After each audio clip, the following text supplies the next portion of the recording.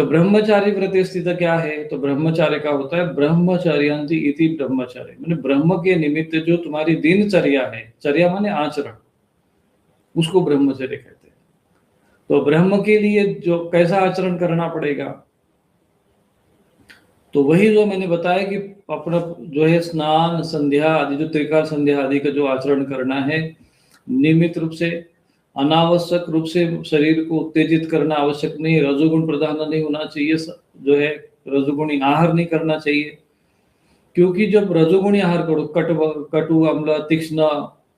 उष्ण विदाहीन, ये जो है रजोगुणी आहार,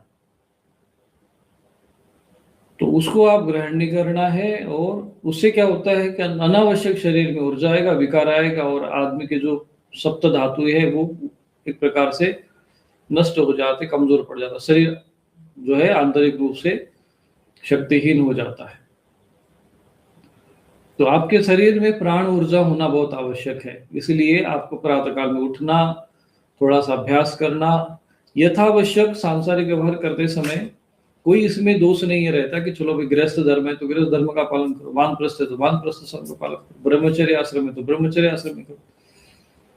लोग ये सोचते ब्रह्मचर्य आश्रम में तो ब्रह्मचर्य पालन करना है, और बाकी जो तीनों आश्रम बने हैं क्या उसमें अब्रह्मचारी रहना है क्या, व्यभिचारी बन के रहना है,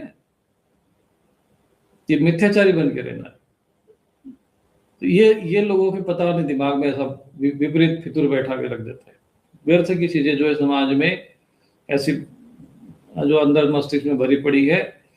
कि अब उसको बाहर निकालने में भी जो है कितनी कठिनाई हो जाती है। तो ब्रह्मचारी का अर्थ होता है ब्रह्मचर्य में जो ब्रह्म मुहूर्त में उठना, स्नान करना, त्रिकाल संध्या करना,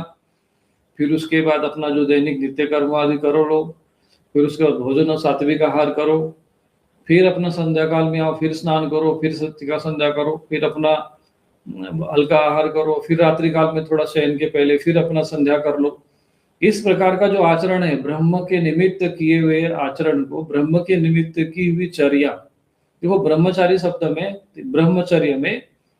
ब्रह्म और चर्य ये दो शब्द आए हैं, और चर्या का अर्थ होता है जैसे आचरण करना। तो ब्रह्म के निमित्त आचरण करने को ब्रह्मचर्य कहते हैं,